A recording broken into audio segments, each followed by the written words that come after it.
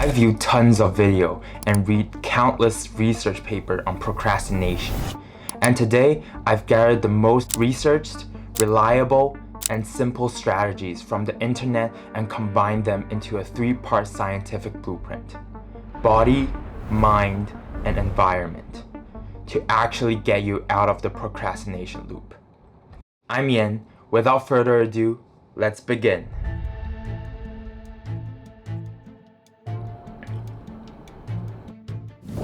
So, have you ever heard of a concept called neuroplasticity? It basically means that our brain operates in a simple rule. The more we practice, the better we get at it. Every time we choose to procrastinate, our brain optimizes that neural pathway, which means we have effectively trained our brain to become elite procrastinators. But the consequence of this is that eventually these kind of procrastination bleeds into our mundane lives. Whether we're going to the gym, we're doing a weight loss training, or read a book, we are becoming more efficient at avoiding life.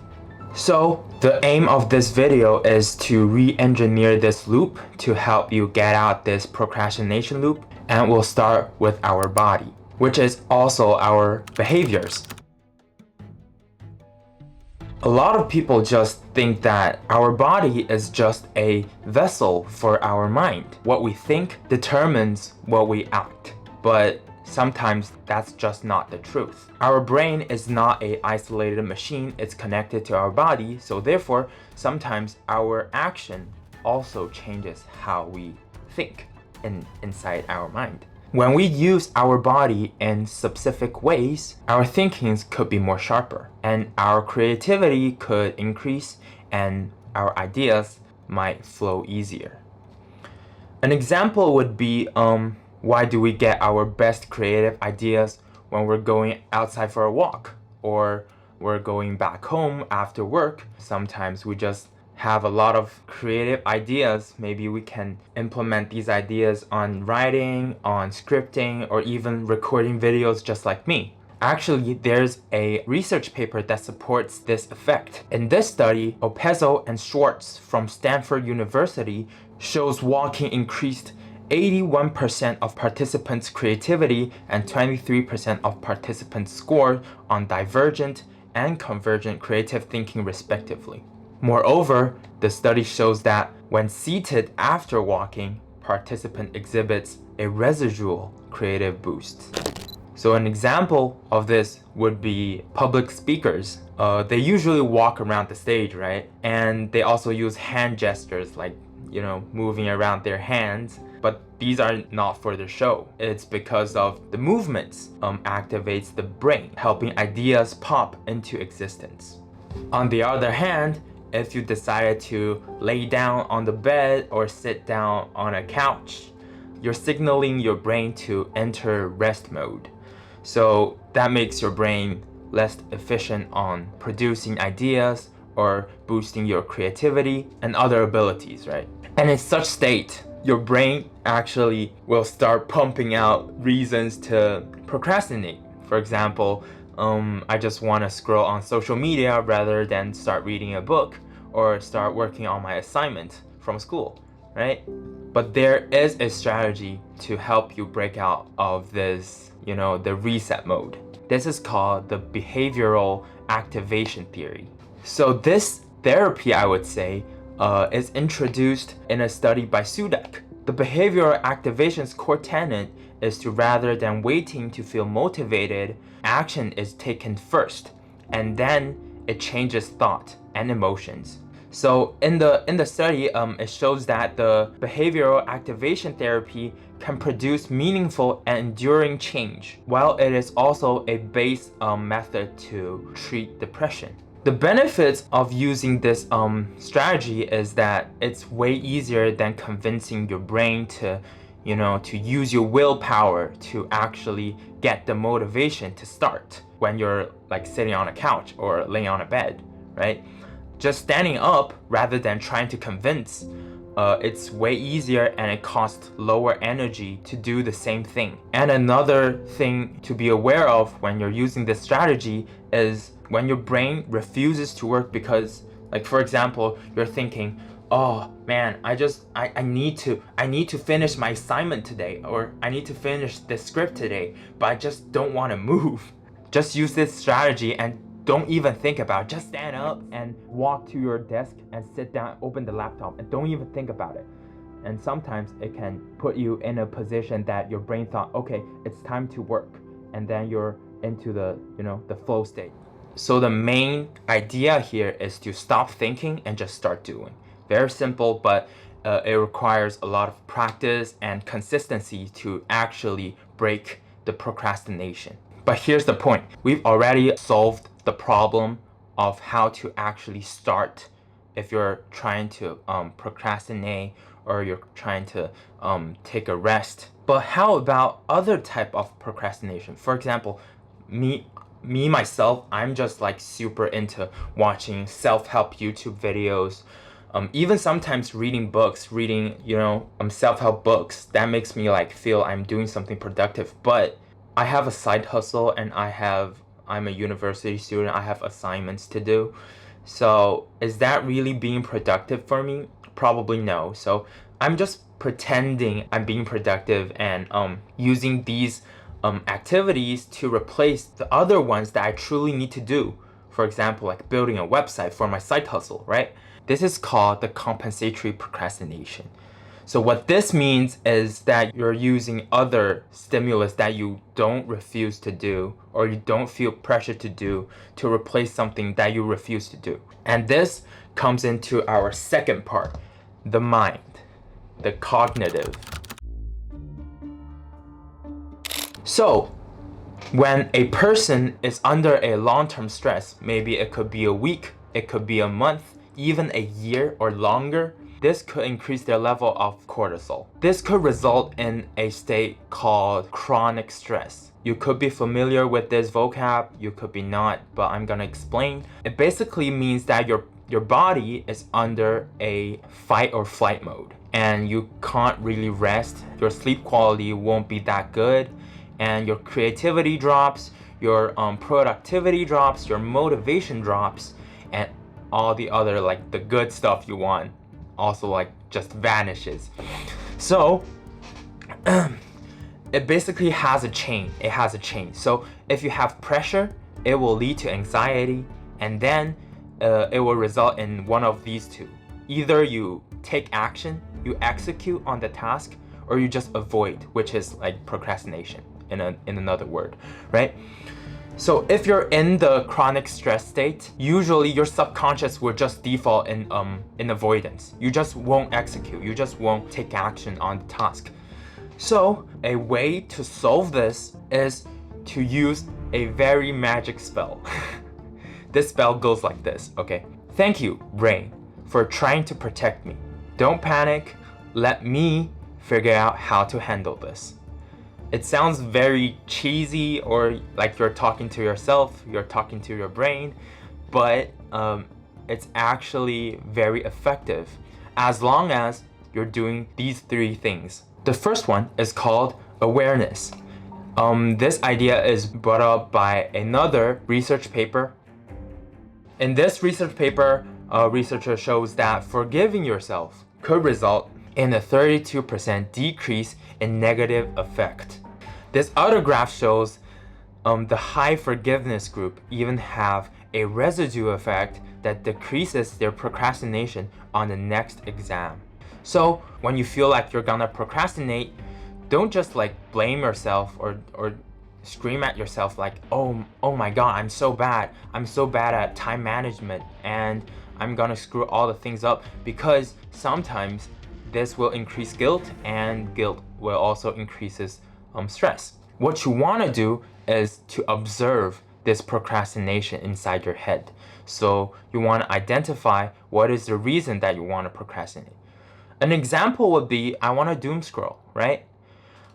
Because I don't want to do my school assignment, and this assignment actually scares me because it's very difficult. So I can identify that the assignment is the stressor, and my brain wants to do is to avoid this stressor, to make myself relieve from this stress by doing another thing. In this case, it is scrolling social media. And this will result in you shift your focus from the procrastination, from the distraction basically, back to the root cause, which is I need to do the assignment, right? This is step one. And the second one is called progressive thinking. Basically, our brain is very, afraid of doing something we're not familiar with. So this task that you want to procrastinate may be too difficult or too complicated or too big, or sometimes it requires more than yourself to accomplish this task. Maybe you need a teammate or something. So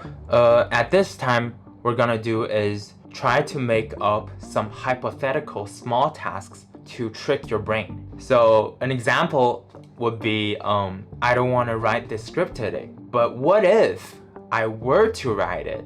What angle could I start with? And what points could I cover? And this will work because you're mentally engaging with the task without the pressure of actually committing into the task. You can't simply just jot down some simple sentences in your notebook and it wouldn't be too hard or complicated. Sometimes you just need to think in your mind, and that's it. That's all you need to take. And usually when you think about this, actually break down the big tasks into small tasks, then you'll understand that this task isn't that scary anymore, or isn't that hard, difficult anymore, and you'll have more motivation to actually accomplish this. And another point I want to mention is deadline.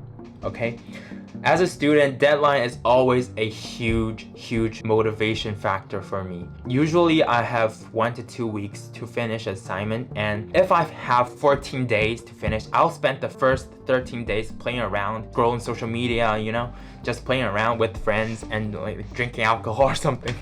But when I realize the deadline is getting closer, I'll actually sit down and really focus and really get into the flow state to finish the assignment. So I would say that deadline creates a time pressure, you don't have enough time, and if you don't finish this in a certain period of time, there will be consequences, right? So this could also be a useful strategy if we use the deadline correctly. But what if you're a student on vacation, or you're a freelancer that you have a lot of time, or you're a solopreneur or entrepreneur that nobody's giving you deadlines? You're the one who's going to give other deadlines. That's basically you're having a credit card of time which has no limits, and the power of deadline is never gonna happen to you because you don't even have any. And number 3, it's called proximity nodes. So this concept is introduced by Albert Bandura from Stanford University in his paper that shows nearby goals drives more motivation and self-efficacy than distant goals. So you don't want to focus too long into the future, because if you're setting goals 1 year from now, it basically means that the deadline isn't even gonna work. So what you want to do is make a schedule of one day. You're gonna wake up at 9 a.m. and you're gonna eat breakfast and go to gym and etc. and going on all the way to the end of the day, hours by hours, ideally. And you don't want to do this all in one shot. You want to do this node by node. So when you wake up at 9 a.m., all you need to do is write down one node, be one sentence. I'm going to the gym for 1 hour today from 10 a.m. And then at 10 a.m. you go. And after your gym session, when you come back, and then you write the next node. So one node at a time, because it makes life easier. And that just works for me, okay? So it works because of it mimics the urgency of a real deadline, but keeps the scope small and not really threatening your life and your wallet. So in the Bandura study, this graph shows proximal goals have the highest rating in both self-efficacy, and arithmetic attainment. This shows an effective result of implementing proximity nodes in people's lives, especially the younger ones, because the study is about the younger generations. And on the next part, I will tell you how to use external environment factors and transform it into your internal powers. That's where part 3 comes in, the environment. The main concept of this part is our thoughts are actually shaped by our environment. So before this, we're talking about internal, how we change our behavior, how we change our thoughts, our mind to break the procrastination loop. On this section, I'm gonna tell you how to change your environment and settings to help you accomplish even more by breaking the procrastination loop. Imagine this scenario, okay? You wake up, you finish your breakfast, and you decided to sit down and do some work. And you put your phone right beside your desk, maybe like 10 centimeters away. And you're 5 minutes into the work and your phone vibrates. You take it up, check it out. Oh, it's my friend texting me, do you want to have lunch today? Yeah, sure, let's go out. And then before you realize, 2 hours has gone by. So not very good, right? This also happens to me, and sometimes I f***ed up a lot. I literally missed a meeting with my mentor because of this thing. So I want to tell you, don't make the same mistake I make. I'm gonna tell you 2 different strategies that you can implement to basically change your environment and yeah, don't fuck up. Don't fuck up your life. The first one, it has a fancy name called encapsulated mantra. So basically what you're gonna do is write down a sentence that resonates with you. Don't write down a generic quote from Martin Luther King or Abraham Lincoln. Write your own thing, okay? This sentence should only resonate with you, and when you look at this sentence, you should know that yeah, I've made this commitment and I know what should I do and what should I don't. So I'm gonna share with you my sentence. Okay, it goes like this. I'm happy because I know no matter what happens, I'll never give up, and that makes it impossible to fail. Falling just made me want to continue. This is not my word, but this is not a generic quote either. It's from it's from Ludwig, a YouTuber I love to watch. But I do resonate with this. I've set this as my wallpaper on my laptop. Once you write down this sentence, you either print it or you're gonna put it somewhere obvious. It could be on your phone, on like the wallpaper, or it can be on the laptop's wallpaper. Do whatever works for you, okay? The goal of doing this is that a single glance of this sentence should reactivate the logic and mindset you need. So it basically acts like an external hard drive for your motivation. And strategy number 2, it's called zone separation. Very obvious, you gotta separate the zone for your work and the zone for your entertainment. If you're gonna work on your desk, then that desk is just for working. No scrolling social media, no replying messages, no eating chips, no watching movies on that table, just work. Maybe sometimes reading, depends on you. And other times you can use maybe your couch, your bed as your entertainment zone. So when you're working and you suddenly want to eat a bag of chips or suddenly want to reply to your friend's message, just move, physically move to another space, okay? Hopefully over time, your brain will associate sitting at the desk equals deep focus, and you won't have to fight for focus. The environment will trigger it for you. With that being said, that is all 3 parts of today's video. Hope it helps. Procrastination isn't a character flaw, isn't your problem. It's a mechanism, according to another research paper by Surreys. It's usually caused by poor mood regulations. But just as neuroplasticity got us into this mess, it can also get us out.